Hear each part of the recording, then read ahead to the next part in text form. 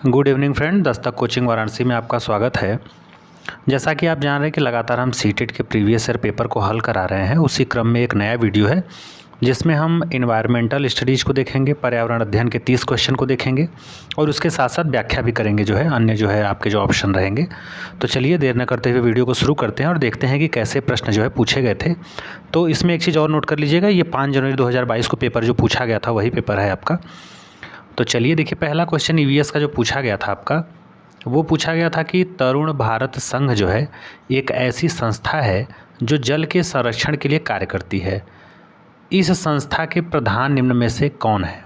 तो देखिए, तरुण भारत संघ की बात की जाए तो जैसा इन्होंने बताया भी है कि ये जल संरक्षण के लिए कार्य करती एक संस्था है इसकी स्थापना की बात की जाए तो 30 मई 1975 को इसकी स्थापना होती है और इसके जो संस्थापक होते हैं वो होते हैं राजेंद्र सिंह। तो जैसा कि आप ऑप्शन में भी देख रहे हैं, राजेंद्र सिंह का जिक्र किया गया है, ऑप्शन सी तो हालांकि ऑप्शन सी हमारा क्या हो जाएगा, सही जवाब हो जाएगा। मेधा पाटकर की बात करें तो मेधा पाटकर आपके किससे संबंधित है, आपको पता होगा, ये नर्मदा बचाओ आंदोलन से थी। सुंदर लाल बहुगुणा की बात करें तो ये चिपको आंदोलन से संबंधित थी। और जो पीसी जोशी आप नाम देख रहे हैं, इनका पूरा नाम अगर बात की जाए तो पूरन चंद्र जोशी है। ये भारत के साम्यवादी आंदोलन के प्रमुख आरंभिक नेताओं में से माने जाते थे और इन्होंने भारतीय कम्युनिस्ट पार्टी के प्रथम महासचिव के रूप में भी अपना कार्यभार संभाला था। तो ये था अलग, जो हमारा राइट आंसर होगा वो होगा सीधे सीधे राजेंद्र सिंह, जो कि किससे संबंधित है, तरुण भारत संघ के। अगला हमारा क्वेश्चन 62 नंबर पूछ रहा है कि भूमिगत जल के स्तर की क्षीणता का मुख्य कारण क्या है। जो भूमिगत जल है, जो ज़मीन के अंदर जो पानी है, उसमें लगातार जो कमी आ रही है, उसका कारण क्या है? वर्षा का कम होना क्या कारण है? वृक्षों का आवरण कम होना है? सिंचाई हेतु ट्यूबवेल और हाथ के जो हैंडपंप वगैरह होते हैं उनका उपयोग होना क्या ये है? या फिर नदियों का रुख जो बदल जा रहा है, या फिर उन पे जो डैम बनाए जा रहे हैं, बांध बनाए जा रहे हैं, क्या ये कारण है? इन चारों कारणों में आपको पहचान करनी है कि क्या कारण है। तो देखिए, इसका राइट आंसर अगर आप देखेंगे तो जो भूमिगत जल है उसका जो सबसे बड़ा कारण है वो है सिंचाई हेतु जो ट्यूबवेल वगैरह या फिर हैंडपंप वगैरह जो आप देखते होंगे गांव घरों में कि पानी के पीने के लिए उपयोग में लाया जाता है इन सब चीज़ों का। तो इसकी वजह से क्या होता है, भूमिगत जो जल का स्तर है वो बराबर क्या है, गिरता हुआ चला जा रहा है। समरसेबुल वगैरह हो गया ये सब। वर्षा का कम होना ये नहीं है, वृक्षों का आवरण की बात की जाए ये भी नहीं है। और अगर इसमें आप बात करेंगे तो देखिए, अगर आप देखेंगे तो भारत में विश्व की 17.5% जनसंख्या क्या करती है, निवास करती है। और आपको पता है कि जो प्राकृतिक हमारे संसाधन है वो तो सीमित हैं, वो तो भाई सीमित हैं। और जनसंख्या जब दिनों दिन विस्फोट होता जाएगा, जनसंख्या अत्यधिक मात्रा में बढ़ती जाएगी, तो वह क्या करेगी, प्राकृतिक संसाधनों पे ही तो निर्भर है, तो वो क्या करेगी, इन चीज़ों का दोहन करेगी बेतरतीब तरीके से। इसीलिए देखिए, सरकार भी जल जीवन मिशन भी चलाया है, किस लिए, ताकि जो पीने योग्य पानी है उसकी क्या की जा सके, सही से सदुपयोग किया जा सके और सही से उसका क्या हो सके, संरक्षण हो सके। इसीलिए देखेंगे आप तो 22 मार्च को विश्व जल दिवस भी मनाया जाता है। और 2013 को आप देखेंगे तो जो यूएनओ था उसने क्या किया था, विश्व जल वर्ष भी घोषित किया था। तो जल तो बहुत कम है पीने योग्य, जल तो धरातल में बहुत है, लेकिन पीने योग्य जल क्या है, बहुत ही कम है, केवल 4% मान लीजिए। अब देखिए, अगला क्वेश्चन हमारा है कि कई स्थानों पर अम्लीय वर्षा की बात की है। दिखाएं, इसमें कई स्थानों पर अम्लीय वर्षा जलीय विविधता को क्या करती है, प्रभावित करती है। किसकी, जलीय विविधता को। अम्ल वर्षा निम्न में से किन प्रमुख रसायनों के कारण होता है? एक्चुअली मैं आपसे यही पूछना चाह रहा हूँ कि जो एसिड रेन होता है वो किन प्रमुख रसायनों की वजह से होता है। ऐसे कौन से केमिकल हैं जिसकी वजह से अम्लीय वर्षा होती है? क्या हाइड्रोक्लोरिक एसिड और सल्फ्यूरिक अम्ल की वजह से होता है, नाइट्रिक एसिड या सल्फ्यूरिक अम्ल से, एसिटिक अम्ल, सल्फ्यूरिक अम्ल से, हाइड्रोक्लोरिक अम्ल या फिर नाइट्रिक? तो ये नाइट्रिक अम्ल और सल्फ्यूरिक अम्ल की वजह से ही होता है। क्या होता है आपका, अम्लीय वर्षा। आप देखे होंगे जो एक्वारेजिया होता है, एक्वारेजिया का नाम आप साइंस में पढ़े होंगे। एक्वारेजिया दो चीज़ों का मिश्रण होता है, एक H2SO4 आपका सल्फ्यूरिक एसिड और दूसरा नाइट्रिक एसिड NO3 का। इसकी खासियत क्या है, एक्वारेजिया एक ऐसा विलियन होता है, एक ऐसा सोल्यूशन होता है जिसमें प्लेटिनम जैसी जो कठोर धातु उसको भी गलाने की क्षमता ये रखता है। ये इतना स्ट्रॉन्ग सोल्यूशन होता है। तो यहाँ पे देखिए जिक्र आया है नाइट्रिक एसिड और सल्फ्यूरिक अम्ल का, तो यही खास वजह है इन दोनों का जो है, जो कि क्या करते हैं, अम्ल वर्षा का जो है क्या करते हैं, जो है निर्माण करते हैं। तो हमारा राइट आंसर क्या हो जाएगा, बी हो जाएगा। अगले क्वेश्चन की तरफ अगर हम बढ़ें, 64 नंबर क्वेश्चन, तो 64 नंबर क्वेश्चन कह रहा है हमारा कि धरती पर अलवण, लवण नहीं है, सॉल्ट नहीं है, ये अलवण है, फ्रेश वाटर की बात कर रहा है, अलवण जल की उपलब्धता बहुत कम है। जाहिर सी बात है, आप जानते हैं कि पानी पीने योग्य जो पानी है उसकी उपलब्धता क्या है, एक सीमित मात्रा में है। कुल उपलब्ध अलवण जल की निम्न में से किस में सर्वाधिक प्रतिशत कुल अलवण जल की मात्रा है? क्या नदियों में, झरने में, ग्लेशियर में, जलप्रपात में? देखिए आपको क्वेश्चन में समझा दूँ, क्वेश्चन पूछ क्या रहा है आपसे। क्वेश्चन यही कह रहा है आपसे सीधे सीधे कि चूँकि जो धरती पे पानी है, उस पानी में जो लवण वाला पानी है, जो सॉल्ट है, जो नमकीन खारा पानी है, उसकी मात्रा तो अधिक है, सर्वाधिक है। लेकिन जो अलवण है, अर्थात बिना जो है लवण के, बिना सॉल्ट के, जो बिना खारा पानी है अर्थात ताज़ा पानी है, उसकी मात्रा क्या है, बहुत ही सीमित है, बहुत ही कम है। तो इसमें कह रहा है कि ठीक है, इसकी मात्रा कम तो ज़रूर है, लेकिन जो कम है उसमें जो है किस में सर्वाधिक होती है, नदियों में, झरने में, ग्लेशियर में या जलप्रपात में? कहने का मतलब क्या नदी, झरना, ग्लेशियर या जलप्रपात, किस में पीने योग्य पानी, जो ताज़ा पानी है, वो सर्वाधिक होता है? तो जो हमारा राइट आंसर हो जाएगा 64 का, वो हो जाएगा सीधे सीधे हमारा फ्रेश वाटर जो है ग्लेशियर और हिमनद में, क्योंकि बर्फ़ से जो ढके रहते हैं वही आपके ग्लेशियर हो गए। क्योंकि आपको पता है कि पृथ्वी पे लगभग जो है 97.3% जो जल है वो क्या है, खारा है, लवणीय जल है। और ताज़े पानी की बात की जाए तो 2.7% ही केवल है।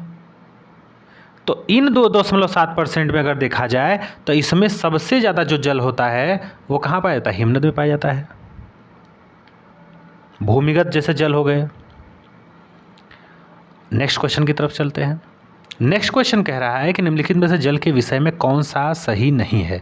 बाकी देखिए 3 सही होंगे, एक आपका जल के विषय में सही नहीं है। क्या जल एक सार्वभौमिक विलायक है? आपको बता दें कि विलेय और विलायक क्या होता है पहले। देखिए अगर हम विलेय और विलायक की बात करें तो 2 शब्द आते हैं, एक होता है विलेय और एक होता है विलायक। एक बात बताइए, मान लीजिए एक कप में हमने या एक बीकर में जो है हमने क्या लिया हुआ है, कुछ जल ले लिया, ठीक है, और इसमें 1 स्पून जो है हमने चम्मच जो है 1 चम्मच चीनी मिला दिया, ठीक है। तो हमको ये बताइए चीनी क्या है और पानी क्या है?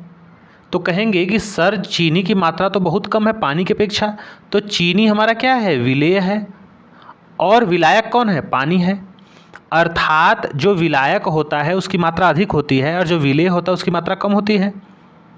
दिखने में भी देखिए बड़ा लग रहा है। तो जो अपने आप में किसी चीज़ को मिला दे, घुला दे, वो विलायक हो गया, और जो घुल जाए किसी में वो विलेय हो गया। तो चीनी विलेय, पानी विलायक। तो इसमें देखिए अब एक चीज़ समझ में आपको आ गया होगा, इसमें यही पूछा है कि जल एक सार्वभौमिक विलायक है। बड़े पैमाने पे क्या जल जो है एक विलायक का काम करता है? तो आप जानते होंगे, तो आप इसका आंसर दे पाएंगे। तो ये सही बात है, जल क्या है, एक सार्वभौमिक विलायक है। और क्या है, इसमें विभिन्न पदार्थों को घोलने की क्षमता है, तभी तो इसको सार्वभौमिक विलायक कहा गया है। तो ये भी सही बात है। तो हमारा बी भी क्या हो जाएगा, राइट हो जाएगा। तीसरा दिया है जल का घनत्व तो 100 डिग्री सेंटीग्रेड पे 100 डिग्री सेल्सियस पे सर्वाधिक होता है। लेकिन हमने तो पढ़ा है कि जल का घनत्व तो 4 डिग्री सेंटीग्रेड पे मैक्सिमम होता है। तो ये तो भैया सीधे सीधे गलत हो जाएगा। चौथा क्या कह रहा है कि पदार्थ की तीनों अवस्थाओं में जल क्या होता है, विद्यमान होता है, चाहे वो ठोस हो, चाहे वो द्रव हो, चाहे वो गैस हो। भाई ठोस होगा तो बर्फ़ के रूप में होगा तब भी वो पानी है, द्रव होगा तब भी पानी है, और गैस भाप के रूप में है तब भी क्या है, उसमें लिक्विड जल उसमें मौजूद रहता है। तो ये हमारे 3 ऑप्शन सही हो जाएंगे। बाकी ये जो जल का घनत्व 4 डिग्री सेंटीग्रेड पे है, ये 100 पे कह रहा था, ये सर्वाधिक क्या है, गलत है। 4 डिग्री सेंटीग्रेड पे क्या होता है, अधिक होता है। क्योंकि जल का आयतन जब आप जानते हैं कि जो न्यूनतम होता है और घनत्व मैक्सिमम 4 डिग्री पे ही होता है, ठीक है। नेक्स्ट क्वेश्चन देखते हैं।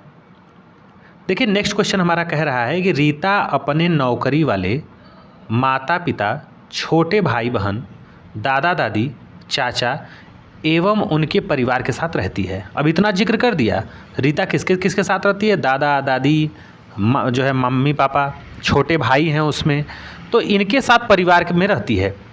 तो इस प्रकार के जो परिवार हैं, इस सिस्टम को क्या कहा जाएगा? मातृवंश परिवार, जिसमें रीता की माता प्रमुख मुखिया है, क्या ये कहा जाएगा?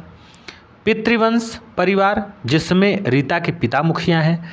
कहने का मतलब जिस घर में माता मुखिया होती हैं उससे क्या कहा जाता है? मातृवंश परिवार। और जिसमें पिता मुखिया होता है पितृवंश परिवार। और एकल परिवार, जिसमें माता पिता दोनों जो है काम करते हों। और संयुक्त परिवार किसे कहेंगे? जिसमें परिवार के सभी सदस्य एक साथ रहते हैं। तो आपको पहले जब परिवार पढ़े होंगे आप बीएड या डीएलएड में, तो आपको पता होना चाहिए कि परिवार की परिभाषा क्या है, संयुक्त परिवार किसे कहते हैं, एकल परिवार किसे कहते हैं। तो बताइए संयुक्त परिवार कब कहेंगे? तो देखिए संयुक्त परिवार होने के लिए जो कंडीशन है वो ये कंडीशन है कि इसमें कम से कम 3 पीढ़ियां होनी चाहिए। अब 3 पीढ़ियों में कहेंगे कि कौन कौन से? तो एक तो हम हो गए, एक हमारे माता पिता हो गए, और एक हमारे क्या हो गए? दादा दादी हो गए। ये 3 पीढ़ी आ गई। तो इसको क्या कहेंगे? हम संयुक्त परिवार कहेंगे। और जो एकल परिवार है इसमें आपको जो है क्या रहना पड़ेगा? बताइए एकल परिवार की कंडीशन क्या है? तो एकल परिवार में 2 कंडीशन होना आवश्यक है। एक तो हम हो गए और हमारे माता पिता हो गए। अर्थात एकल परिवार में माता पिता के साथ उनके बच्चे शामिल होते हैं, जबकि संयुक्त परिवार में बच्चों के माता पिता के साथ दादा दादी भी क्या होते हैं? सम्मिलित होते हैं। तो इसमें देखिए इसमें माता पिता भी हैं, छोटे भाई बहन हैं, दादा दादी हैं। तो ये क्या है? एक संयुक्त परिवार है। तो इस प्रकार से हमारा राइट आंसर क्या होगा बताइए? तो हमारा डी डॉग हो जाएगा, सीधे सीधे संयुक्त परिवार। बाकी हमको देखने की ज़रूरत नहीं है। नेक्स्ट क्वेश्चन की तरफ चलते हैं। नेक्स्ट क्वेश्चन हमारा कह रहा है कि पैने, चपटे एवं चौड़े। पैने मतलब एकदम शार्प जो होते हैं, एकदम नुकीले, चपटे फ्लैट, और चौड़े ब्रॉड, जो आगे के दांत होते हैं। कहने का मतलब कि दांतों की खासियत क्या बताए? एक दांत देखिए ऐसे नुकीले होते हैं नीचे की तरफ, एक क्या होते हैं? चपटे होते हैं, छोटे देखिए इस तरह के होते हैं। ठीक है, चौड़े और चपटे। तो कह रहा है कि इस तरह के दांतों वाले पशुओं की भोजन के लिए प्राथमिकता भिन्न होती है। ये पशु निम्न में से कौन सी खाद्य संबंधी प्राथमिकता को चुनेंगे? दूसरे पशुओं का मांस, घास एवं साग, फल, या फिर अनाज? कमेंट बॉक्स में इसका आंसर दीजिएगा। नेक्स्ट क्वेश्चन है, जो पौधे खारे जल वाले क्षेत्रों में उगते हैं उन्हें क्या कहा जाता है? तो सीधे सीधे देखिए आपसे क्वेश्चन पूछा है, क्या उसे हेलोफाइट कहते हैं, क्या उसे मेसोफाइट कहते हैं, जीरोफाइट कहते हैं, या फिर हेलियोफाइट कहते हैं? तो जो खारे पानी में पौधे उगते हैं उन्हें सीधे सीधे हम क्या कहते हैं? हेलोफाइट कहते हैं। देखिए लवण इसमें जिक्र भी है, लवण माने साल्ट होता है, खारा होता है, तो इसे सीधे सीधे क्या कहेंगे? हेलोफाइट कहेंगे। तो कहेंगे ये मीजोफाइट क्या है, जीरोफाइट क्या है, हीलियोफाइट क्या है?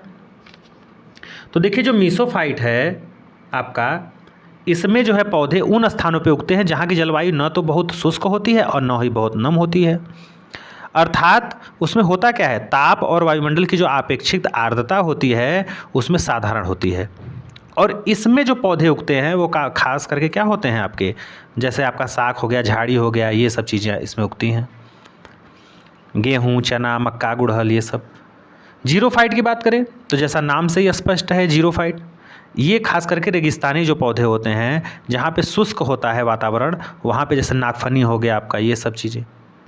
और जो हीलियोफाइट है ये पौधे केवल प्रकाश में ही अच्छी तरह से क्या होते हैं? अपना विकास कर पाते हैं। तो ये हमारा हो जाएगा। तो इस तरह से सीधे सीधे हमारा राइट आंसर ए हो जाएगा 68 का।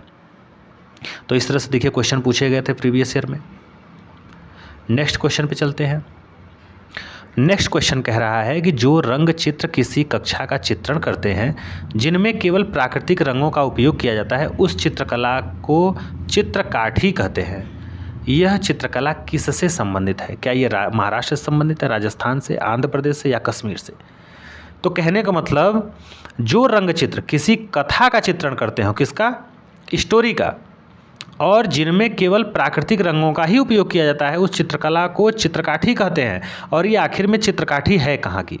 महाराष्ट्र, राजस्थान, आंध्र प्रदेश या कश्मीर की? तो आपको जो है स्टेट का नाम बताना है। तो ये है हमारा महाराष्ट्र का। कहाँ का? महाराष्ट्र।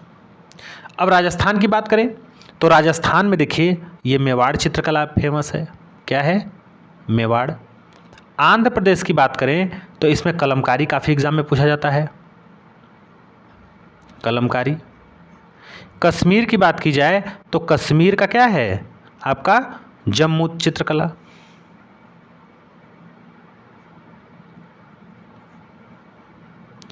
और महाराष्ट्र में आपने देखा कि क्या फेमस था? आपका चित्रकाठी।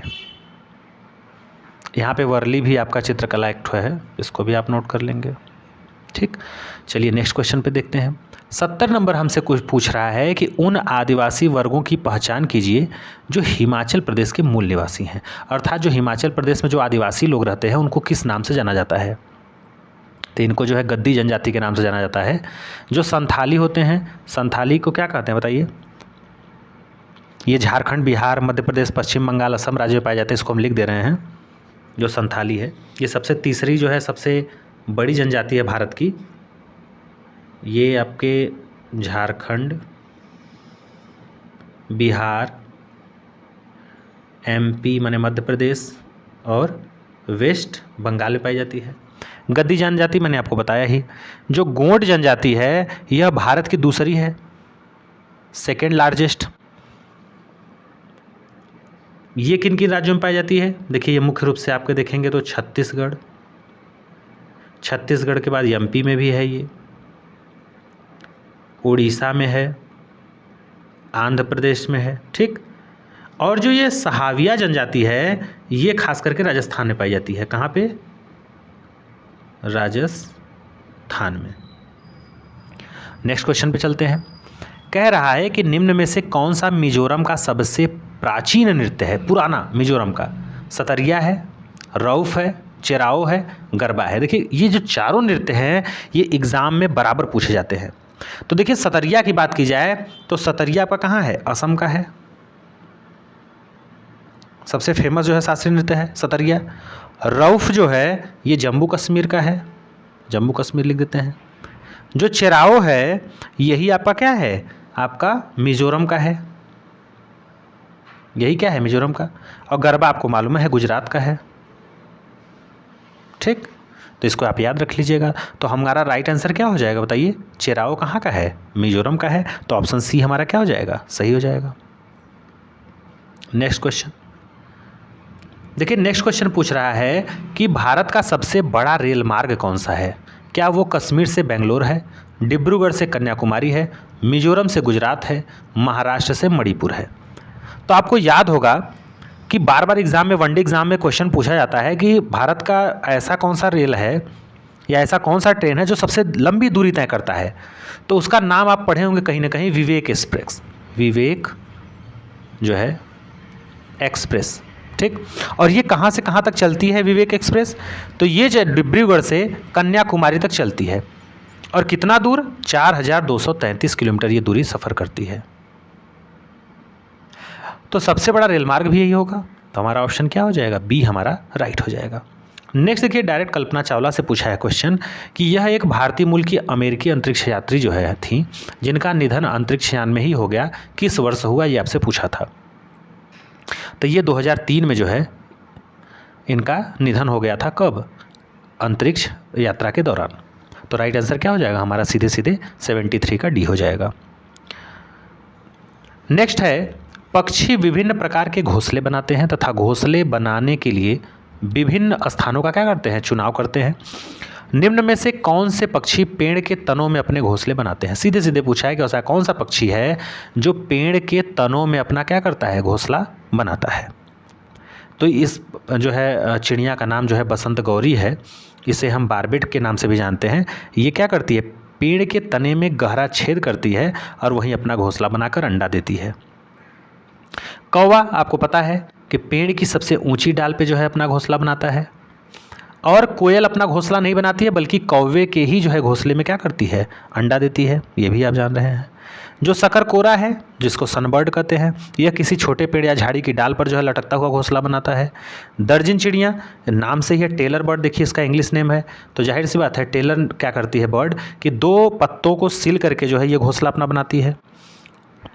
और जो दर्जी चिड़िया है यह क्या करती है, अपनी नुकीली चोंच से पत्तों को ही क्या करती है, सी लेती है, और उसके बीच में जो है बनी जो थैली होती है उसमें अंडे देने के लिए क्या करती है, अपना व्यवस्था करती है। तो ये दर्जन चिड़िया हो जाएगा। पूछता है आपसे एग्जाम में क्वेश्चन कि ऐसी कौन सी चिड़िया है जो है पत्तों को सील करके जो है अपना घोंसला बनाती है, तो दर्जन चिड़िया, आप नाम से ही स्पष्ट है आपका। नेक्स्ट क्वेश्चन की तरफ चलते हैं, 75 क्वेश्चन देख लेते हैं। वैश्विक महामारी के समय डॉक्टरों ने विटामिन सी के भरपूर भोजन ग्रहण करने की मात्रा को बढ़ाने के लिए कहा था। अभी देखिए कोरोना काल जब चल रहा था तो उसमें देखे होंगे विटामिन सी का जो है खपत काफ़ी ज़्यादा मात्रा में हो रहा था। डॉक्टर सलाह देते थे कि विटामिन सी का ज़्यादा से ज़्यादा आप सदुपयोग करिए, उपयोग करिए बड़ी मात्रा में। तो ऐसा क्यों सलाह देते थे? क्या इसलिए देते थे कि ये दृष्टिवर्धक के निर्माण के लिए आवश्यक है, आँखों की रोशनी वगैरह के लिए, दांतों के लिए अच्छा है, या इससे भूख बढ़ती है, या फिर यह संक्रमण के विरुद्ध जो है लड़ने की ताकत प्रदान करता है? तो सीधे सीधे हमारा राइट आंसर यही हो जाएगा कि जो ये संक्रमण है, जो इन्फेक्शन है, इसको क्या करता है, बढ़ने से रोकता है। कौन? Vitamin C. तो राइट आंसर क्या हो जाएगा हमारा, सी हो जाएगा। नेक्स्ट क्वेश्चन चलते हैं 76 नंबर 76 क्वेश्चन पे। देखिए 76 नंबर कहता है कि जो भोजन हम खाते हैं उसका शरीर के अंदर क्या होता है। कक्षा 5 के विद्यार्थियों से इस विषय पर चर्चा करने के लिए शिक्षक ने कहा। शिक्षक अपने बच्चों से कह रहा है कि जो हम भोजन लेते हैं, जो फूड इंटेक करते हैं, उसका शरीर के अंदर आखिर में होता क्या है, इस पे वो चर्चा कर रहा है। तो ये चर्चा करने के पीछे शिक्षक का उद्देश्य क्या है? क्या वह बच्चों को पाचन क्रिया, वैज्ञानिक प्रत्ययों के विषय में विद्यार्थियों की कल्पनाशीलता का विकास करना चाहता है? क्या ऐसी बात है? प्रश्न के सही उत्तर प्रतिपादित करने में विद्यार्थियों की मदद करना चाहता है? विद्यार्थियों के अंतर्बोधीय विचारों का अन्वेषण करना चाहता है, या फिर उपर्युक्त सभी? तो देखिए जो भोजन हम खाते हैं वो शरीर में कहाँ जाता है, इसके पीछे जो टीचर का मेन उद्देश्य है वो यही है कि विद्यार्थी के जो अंतर्बोधीय जो विचार हैं, जो अंदर उसके अंदर जो चलते हैं, जो है अमूर्त चिंतन चलते हैं, उसका क्या करना, अन्वेषण करना, खोज करना, पता लगाना। यही क्या है, उस शिक्षक का उद्देश्य है आपका। तो राइट आंसर हमारा क्या हो जाएगा, सी हो जाएगा। नेक्स्ट क्या है, नेक्स्ट 77 नंबर हमारा क्वेश्चन देखिए क्या पूछा था एग्जाम में, जो 5 जनवरी आपके 2022 का पेपर था, कि कक्षा 4 के अध्यापक आयान एक संग्रहालय की यात्रा का आयोजन करते हैं, प्लान बनाते हैं, ठीक है, म्यूजियम का जो है दौरा करने के लिए या घूमने के लिए। इस क्षेत्र भ्रमण में कौन से प्रक्रियात्मक कौशल को प्रोत्साहन मिलेगा? आखिर में जो कक्षा 4 के अध्यापक हैं, ठीक है, वो क्या करते हैं, एक म्यूजियम के लिए प्लान बनाते हैं कि बच्चों को घुमाएंगे। तो ये क्यों करेंगे, ऐसा क्या उनके दिमाग में है कि इस घूमने से आखिर में बच्चों में किस चीज़ का विकास होगा? भ्रमण के माध्यम से वर्गीकरण एवं प्रयोग करना, संप्रेषण एवं चरों की पहचान करना, अवलोकन तथा मॉडलों का निर्माण, नक्शा बनाना एवं मापन करना। तो इसके पीछे जो सीधे सीधे वही है कि बच्चे क्या करेंगे, ऑब्जर्व करेंगे चीज़ों को, उन चीज़ों को दिखेंगे और क्या करेंगे, मॉडल्स का क्या करेंगे, निर्माण करेंगे। नेक्स्ट क्वेश्चन देखिए दिया है, जल में वस्तुओं की घुलनशीलता का अवलोकन करने के लिए एक क्रियाकलाप ईवीएस की अध्यापिका मीरा अपने छात्रों से चीनी, नमक, नींबू का रस, हल्दी, आटा आदि लेने के लिए कहती है। कहने का मतलब कि एक क्लास टीचर है जिसका नाम है मीरा, वह अपने बच्चों से कहती है कि मैं एक आप क्या करूँगा, एक प्रयोग करवाऊँगी, एक क्रियाकलाप करवाऊँगी, उसके लिए आपको घर से चीनी, कुछ मात्रा में नमक, नींबू का रस, हल्दी, आटा लेकर आना है। तो छात्रों से ये सब चीज़ें लाने के लिए जब टीचर कह रही है तो इसका कारण क्या है? क्या ये कारण है कि प्राइमरी स्कूल में प्रयोगशाला के सामान वगैरह नहीं है, चीनी वगैरह नहीं मिल पाएगा, नींबू, हल्दी ये सब नहीं मिल पाएगा, क्या इसलिए कह रही है? या फिर इसलिए कह रही है कि छात्रों के सीखने की जो क्रिया है में परिवार को शामिल करने की आवश्यकता है, कि इसमें परिवार, फैमिली भी इंक्लूड होगा? इन चीज़ों के मंगाने के माध्यम से, या फिर छात्रों को सम्मिलित करना जिससे उनके ज्ञान का निर्माण आसानी से हो सके, या फिर छात्र अपने स्थानीय ज्ञान को स्कूल के ज्ञान से क्या करें, संबंधित कर सकें। क्या ये है, बताइए कमेंट बॉक्स में। तो देखिए, स्कूल में प्रयोगशाला सामान उपलब्ध नहीं है, ऐसा तो कुछ नहीं है कि इसीलिए वो मंगवा रही है। परिवार को शामिल करना उसका उद्देश्य नहीं है, तो उद्देश्य आखिर में है क्या? उद्देश्य यही है कि छात्रों को सम्मिलित करना जिससे उनके ज्ञान का निर्माण क्या हो सके, आसानी से हो सके। वो चीज़ों को लाएंगे, उन चीज़ों का अवलोकन करेंगे, ऑब्जर्व करेंगे, तो वो चीज़ें उनके दिमाग में अस्थायी रूप से क्या होगी, बैठेंगी, उनके समझ में आएगा। तो एक तो ये हो गया। दूसरा है, छात्र अपने स्थानीय ज्ञान को स्कूल के ज्ञान से क्या करेंगे, जोड़ सकेंगे। तो हमारा राइट आंसर क्या हो जाएगा, सी और डी दोनों सही हो जाएगा। तो इस प्रकार से देखेंगे ऑप्शन में क्या दिया है। देखिए, पहला ही ऑप्शन है आपका सी और डी, तो 78 का क्या हो जाएगा, आपका ए सही हो जाएगा। 79 क्वेश्चन पर फटाफट चलते हैं। देखिए 79 क्वेश्चन क्या कह रहा है, इससे आपको ये अंदाज़ा लग जाएगा कि क्वेश्चन कैसे एग्जाम में पूछे गए हैं। निम्न में से कौन सा प्राथमिक स्तर पर ईवीएस का एक थीम है। देखिए आपसे थीम पूछा है, क्या थीम पदार्थ है, हम चीज़ें कैसे बनाते हैं और सकते हैं, प्राकृतिक संसाधन, भोजन का संरक्षण। तो देखिए, जब आप प्राइमरी लेवल पे देखेंगे ईवीएस का थीम जो है, तो इसमें खास करके 6 थीमों को जो है शामिल किया गया था। कितने, 6 प्रकार के थीम। कौन कौन से हैं? एक तो परिवार और मित्र, परिवार plus Mitra, friend and family. दूसरा था आपका भोजन। तीसरा जो शामिल किया गया था वो है आश्रय। 4 नंबर जो शामिल किया गया था वो था आपका पानी। 5वां यात्रा है, ठीक है, इसको लिख लेंगे आप। और छठा है चीज़ें जो हम बनाते हैं और कर सकते हैं, ठीक है। तो इस प्रकार से आप देखेंगे तो राइट आंसर हमारा क्या हो जाएगा, बी हो जाएगा इन चीज़ों में से। नेक्स्ट क्वेश्चन आपसे देखिए 80 नंबर पूछ रहा है कि प्राथमिक स्तर के ईवीएस के पाठ्यचर्या के अनुसार विद्यार्थियों को हमारे देश के कुछ सामाजिक मुद्दों के प्रति संवेदनशील क्या है, बनाया गया है। कहने का मतलब बच्चे के पाठ्यक्रम में कुछ ऐसी चीज़ों का समावेशन किया जाता है पाठ्यचर्या के निर्माण करते समय, करिकुलम के जो है बनाते समय विद्वानों द्वारा, ताकि वे देश के कुछ सामाजिक मुद्दों के प्रति क्या हों, संवेदनशील हो सकें, सेंसिटिव हो सकें। तो कह रहा है कि पहचान करें, आइडेंटिफाई करें कि निम्नलिखित में से किन सामाजिक मुद्दों को पाठ्यचर्या में शामिल किया गया है। बाल मजदूरी, वर्ग असमानताएं, जाति भेदभाव, दहेज प्रथा, बाल मजदूरी, घरेलू हिंसा, जाति भेद और घरेलू हिंसा। तो देखिए इसमें जो है क्या है कि पाठ्यचर्या के अनुसार विद्यार्थियों को हमारे देश के कुछ सामाजिक मुद्दे हैं जिनको संवेदनशील बनाया गया है। तो संवेदनशील किसको बनाया गया है, तो बाल मजदूरी और वर्ग असमानता को, child labour and class inequality जो है उसको।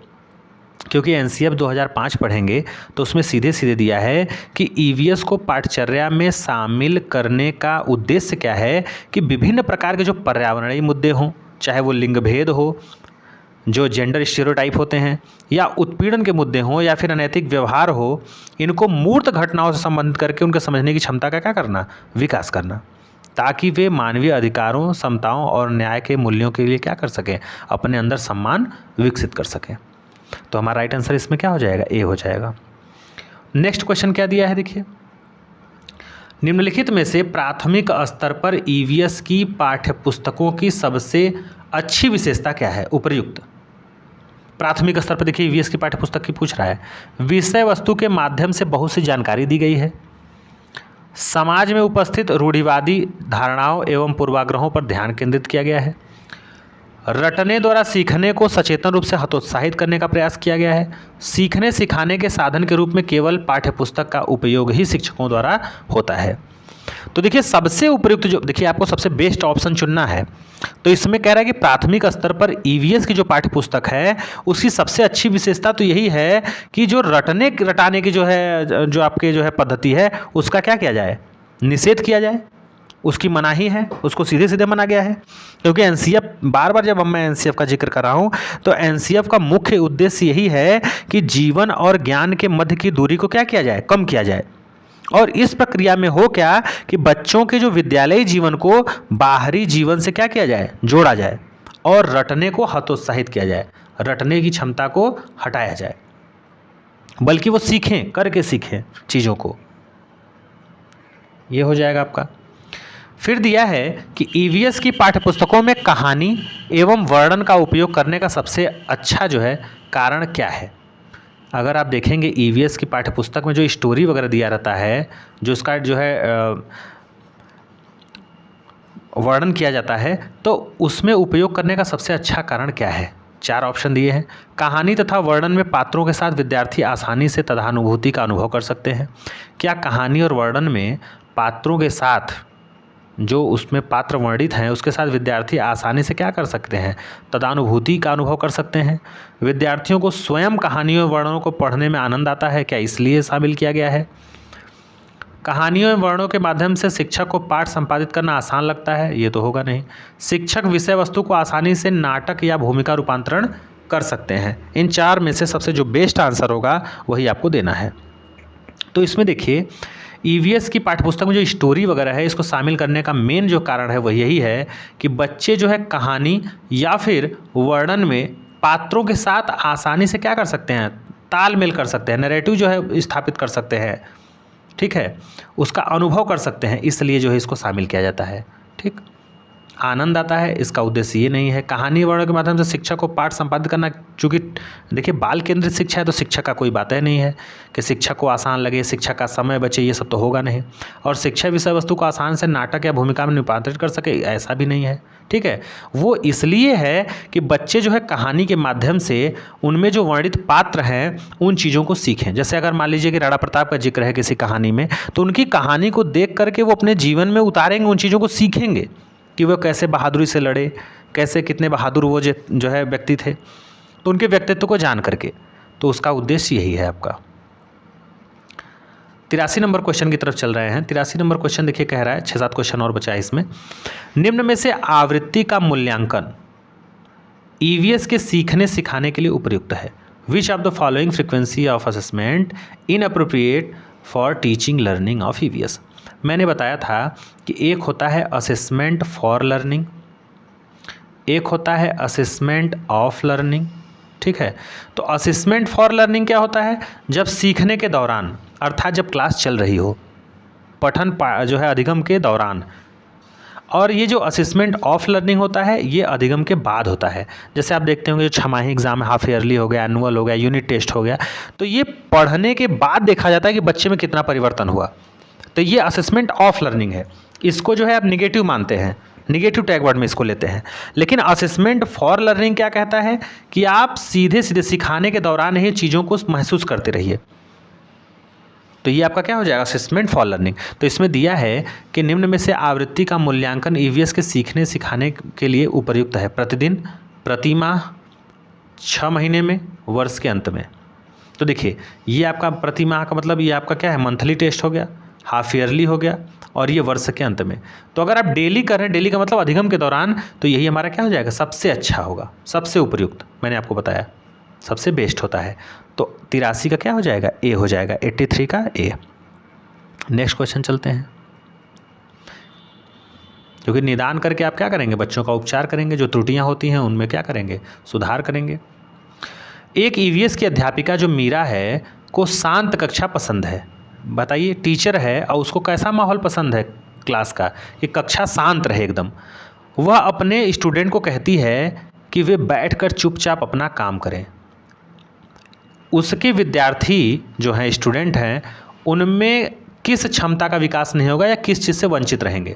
तो जाहिर सी बात है, जब वह किसी से बातचीत नहीं करेंगे, कुछ भी नहीं करेंगे, तो क्या होंगे, सीधे सीधे वो व्यक्तिगत ही सीखेंगे चीज़ों को। ठीक, अवलोकन करके सीखेंगे, सहपाठी द्वारा तो कभी नहीं सीखेंगे। तो ये तो सीधे सीधे हो जाएगा। इससे जो है क्या करेंगे, वंचित रहेंगे। तो किससे वंचित रहेंगे, सहपाठी से। जब अपने दोस्त यार से बोलेगा ही नहीं, बातचीत ही नहीं करेगा, डिस्कशन ही नहीं करेगा, तो वो तो सीधे सीधे वंचित रहेगा। तो सहपाठी द्वारा सीखना ये क्या होगा, वंचित होगा। क्योंकि सहपाठी से सीखने के लिए वो क्या करना पड़ेगा, एक दूसरे से बात करना पड़ेगा।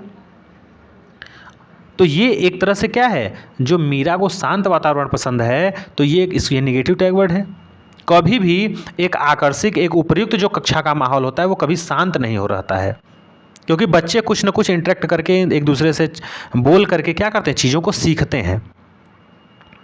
जैसे गलतियां क्या हैं, गलतियों से ये पता चलता है कि बच्चा कुछ ना कुछ सीख रहा है। तो ये आपका सीधे सीधे सहपाठी द्वारा सीखना, ये जो है इससे क्या होगा, बच्चा वंचित हो जाएगा। 85 नंबर क्वेश्चन दिया है कि शिक्षक द्वारा पूछे गए प्रश्नों के उत्तर के लिए निम्न में से कौन सी युक्ति जो है विद्यार्थियों के आकलन के लिए सही है। देखिए, इसे असेसमेंट आपसे पूछा है कि कौन सा जो है अच्छा होगा। इसमें उत्तरों का मूल्यांकन सही या गलत के रूप में तथा उसके अंक संख्यात्मक हो, क्या ये है। दूसरा है उत्तरों में छात्रों के मूल विचारों का मूल्यांकन गुणात्मक हो। और तीसरा है छात्रों के अनुभवों का मूल्यांकन क्या हो, गुणात्मक हो। तो देखिए, इसमें जो कह रहा है कि मूल्यांकन क्या हो, सही या गलत के रूप में हो, या अंक आधारित हो कि भाई तुम 60% पाए तो तुम पास, और जो है 59% पाया वो फेल। ठीक, तो ये चीज़ तो गलत है सीधे सीधे। जहाँ पे नंबर की बात आए, प्रतिस्पर्धा की बात आए मूल्यांकन में, वहाँ पे संख्यात्मक क्या होगा, गलत होगा। हाँ, ग्रेड रहेगा तो कुछ सही रहेगा। दूसरे में दिया है कि मूल विचारों का मूल्यांकन गुणात्मक हो, तो ये सही बात है। और क्या है, छात्रों के अनुभव का मूल्यांकन भी क्या हो, गुणात्मक हो, संख्यात्मक ना हो के क्या हो, आपका गुणात्मक हो। तो बी और सी हमारा सही है। इस प्रकार से हमारा राइट आंसर क्या दिख रहा है, सी दिख रहा है। क्योंकि आप देखेंगे तो शिक्षक द्वारा जो पूछे गए प्रश्नों के उत्तर के लिए जो है आकलन के लिए, एक तो होता है कि उत्तर में छात्रों के मूल विचारों का मूल्यांकन क्या हो, गुणात्मक हो, छात्रों के अनुभवों का मूल्यांकन गुणात्मक हो, उत्तरों का मूल्यांकन भी क्या हो, जो है मूल्य गुणात्मक हो, और उत्तरों का मूल्यांकन इस प्रकार हो कि विद्यार्थी को फेल या पास करने जैसे प्रणाली से क्या रखा जाए, दूर रखा जाए, मुक्त रखा जाए, तभी उसका क्या होगा, सर्वांगीण विकास होगा। नेक्स्ट क्वेश्चन देखिए, 86 नंबर क्वेश्चन हमारा कह रहा है कि भोजन विषय पढ़ाते हुए सुनीता एक पर्यावरण अध्यापिका की निम्नलिखित युक्ति छात्रों में अन्वेषण प्रवृत्ति को बढ़ावा देगी।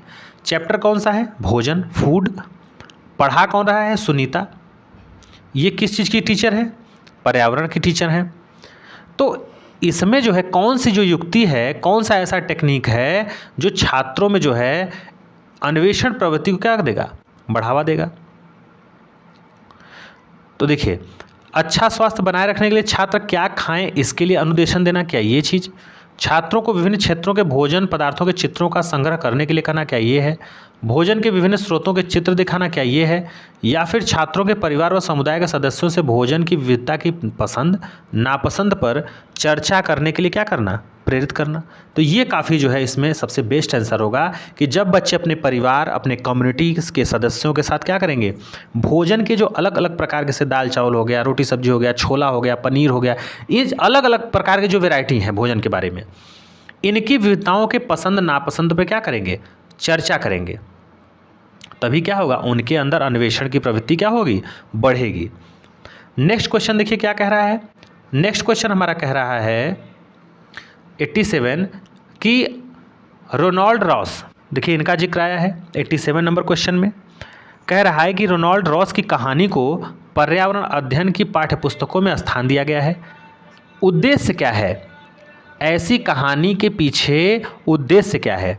क्या उद्देश्य ये है कि विद्यार्थियों को खोज के लिए प्रेरित करना, या फिर विद्यार्थियों को मलेरिया और मच्छर में संबंध जोड़ने में सहायता करना, वैज्ञानिक कैसे कार्य हैं को दृष्टिगत करना।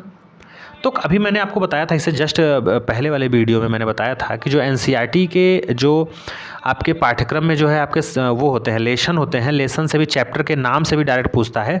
तो ये एक चैप्टर है जहाँ से ये क्वेश्चन सीधे सीधे बना है एनसीईआरटी के। तो इसमें इस चैप्टर के अंदर जो है इसको सम्मिलित करने का उद्देश्य यही है इस चैप्टर के, कि बच्चा क्या कर सके। तो बच्चा जो है क्या कर सके, बताइए आप ऑप्शन जो है कमेंट बॉक्स में। एक तो विद्यार्थियों को खोज के लिए प्रेरित करना, ये सही बात है। दूसरा क्या है, ये मच्छर और मलेरिया में संबंध जोड़ सके कि मच्छर कैसे हो, मलेरिया कैसे होता है, मच्छर के कारण होता है, मच्छर के काटने से होता है। ठीक है, तो ये हो जाएगा। और वैज्ञानिक कैसे कार्य हैं को दृष्टिगत करना, ये भी हो जाएगा। तो सीधे सीधे हमारा क्या हो जाएगा, ऑप्शन डी हो जाएगा। तो ये इसके पीछे उद्देश्य था। नेक्स्ट क्या है, निम्नलिखित वाक्यों में इकाई योजना के लिए सबसे जो है उचित विशेषता पहचाननी है। इकाई योजना, यूनिट प्लान। आपने पढ़ा होगा कि यूनिट प्लान क्यों बनाया जाता है। बताइए, कोई भी टीचर जब किसी पाठ को पढ़ाने जाता है क्लास में तो उससे पहले वो क्या करता है, एक लेसन प्लान बनाता है, यूनिट प्लान। उसके पीछे बनाने का उद्देश्य क्या है? एक तो सही से वो पढ़ा सके, सही से अपना प्रस्तुतिकरण कर सके, है कि नहीं, और जो कक्षा में आने वाली बाधाएं हैं उससे वो दूर रह सके जहाँ तक हो सके। तो इसमें यही दिया है कि पहचानना है विशेषता कि यह पाठ के 10 से अधिक पाठ योजना का संकलन है। 10 से अधिक पाठ योजना का संकलन, बताइए सीधे सीधे ये क्या हो जाएगा, ये तो गड़बड़ हो जाएगा, ये तो होगा नहीं। प्रत्येक पाठ के लिए सीखने सिखाने के क्रियाकलापों का ब्यौरा होता है, जी नहीं। यह विषय वस्तु के बड़े भाग की एक क्या होती है, गहन योजना होती है, तो ये तो होता है भाई, सही बात है। और आदर्श रूप में यह 10 से अधिक पाठ योजना का संकलन है। कभी भी जो यूनिट प्लान होता है इसमें ये थोड़ी दिया कि 10 का है, 12 का है, वो ये क्या होता है, एक लेसन प्लान एक ही जो है टॉपिक का होता है, और क्या होता है, गहन योजना होती है उसमें। तो हमारा राइट आंसर क्या हो जाएगा, सी हो जाएगा। 89 क्वेश्चन है, 2 क्वेश्चन और बचे हैं। निम्नलिखित में से कौन सी जो युक्ति है, टेक्निक है, भाषा सीखने में कठिनाइयों वाले विद्यार्थियों को पर्यावरण अध्ययन सीखने के लिए क्या करती है, उचित है? उन्हें स्पर्श स्वरूप में या बड़े बड़े अक्षर में अंकित शिक्षक सामग्री दी जाए। किसको? ऐसे व्यक्ति को, ऐसे बालक को जो कि भाषा सीखने में क्या कर रहे हो, कठिनाई का सामना कर रहे हो, जो है ऐसे बच्चों के लिए क्या करना चाहिए, कौन सी युक्ति, कौन सी टेक्निक का प्रयोग करना चाहिए? उन्हें छूने वाले बड़े आकार में क्या हो, बड़े हों, अक्षर में अंकित शिक्षण सामग्री दी जाए, क्या ये है? अवधारणाओं की व्याख्या बड़े बड़े चित्रों, ठोस वस्तुओं और क्रियाकलापों के साथ की जाए। तीसरा है श्रवण सामग्री के रूप में पाठ्य वस्तु देना। चौथा है विद्यार्थी को कक्षा में प्रथम पंक्ति में बैठाने का प्रबंध किया जाए। तो देखिए इसमें युक्ति क्या है, अगर किसी व्यक्ति को भाषा सीखने में कठिनाई हो रही है तो भाषा सीखने के लिए सबसे अच्छा यही है कि उसके जो अवधारणाएं हैं, कॉन्सेप्ट हैं, उनकी व्याख्या बड़े बड़े चित्रों से की जाए, ठोस वस्तुओं और क्रियाकलापों के साथ की जाए। तो ये क्या होगा, एक अच्छा टेक्निक माना जाएगा। नेक्स्ट क्या है, देखिए बछेंद्री पाल जो है चैप्टर से ये क्वेश्चन पूछा गया है पर्वतारोहण से, कि थीम जो है यात्रा में बछेंद्री पाल के पर्वतारोहण के अनुभवों के वर्णन को सम्मिलित किया गया। इन्हें सम्मिलित करने के क्या कारण हो सकते हैं? तो देखिए एक चैप्टर है जिसमें बछेंद्री पाल, आपको मालूम है कि माउंट एवरेस्ट पर चढ़ने वाली प्रथम महिला थी जो है भारतीय, तो इनसे रिलेटेड चीज़ों को बताया गया है उस कहानी में जो है, स्टोरी में। तो क्या यह अध्याय लिंग रूढ़िबद्धता के प्रति चुनौती है? तो सही बात है, ये उसको दूर करता है कि महिलाएं भी कर सकती हैं चीज़ों को। तो रूढ़िबद्धता मतलब क्या है, बताइए, जो पुरानी परंपरा चली आ रही है कि नहीं लड़के ये करेंगे, लड़कियां तो यही करेंगी। तो ये जो स्टीरियोटाइप जो आपका जो है जेंडर के प्रति होता है, रूढ़िबद्धता, इसको ये क्या करेगा, चुनौती देगा, दूर करेगा, और भी लड़कियां इससे क्या होंगी, प्रेरित होंगी। दूसरा है यह अध्याय पर्वतों की ऊंची चोटियों को मापने पहुंचने में आई चुनौतियों का वर्णन करता है। सही बात है, जब आप चैप्टर पढ़ेंगे तो उसमें पता चलेगा भाई ऊंची चोटी पे चढ़ने में कितनी समस्याएं आती हैं, फिर उस समस्याओं के बावजूद आदमी हिम्मत नहीं हारा और वहां तक पहुंचा। तीसरा है कि यह अध्याय सामूहिक टीम वर्क के महत्व को व्याख्या करता है। जाहिर सी बात है वो अकेले नहीं गई थी, कई लोग थे, उनके मित्र भी गई थी, लेकिन चूंकि चोटी पे रखने के लिए पैर की जगह जो रखने के लिए जगह एक ही आदमी की थी, तो उन्होंने ही अपना पैर रखा, उनके दोस्त ने नहीं रखा, नहीं तो उनका नाम रहता अब तक। तो ये एक टीम वर्क को जो है क्या करेगा, महत्व देता है। और क्या कह रहा है कि यह अध्याय एक अनुकरणीय आदर्श को क्या करता है, प्रस्तुत करता है। बच्चे उनके क्रियाकलापों को जानते हुए, उनके व्यक्तित्व को, उनके चीज़ों को, उनके संघर्ष को जब पढ़ेंगे तो उनका क्या करेंगे, अपने अंदर अनुकरण करेंगे कि हम भी कर सकते हैं इन चुनौतियों का सामना करके। तो ये भी हो जाएगा। इस तरह से हमारा राइट आंसर क्या हो जाएगा, आपका शायद ए हो जाएगा, क्योंकि इसमें ABCD चारों दिया है। तो ये थे 30 क्वेश्चन EVS पर्यावरण से, जो कि आपके 5 जो है जनवरी 2022 को एग्ज़ाम में ऑनलाइन पूछे गए थे। तो अगर आपको ये वीडियो पसंद आए तो प्लीज़ लाइक, शेयर, सब्सक्राइब करना मत भूलिएगा। तो मिलते हैं एक नए वीडियो में नए चैप्टर के साथ, तब तक के लिए थैंक यू।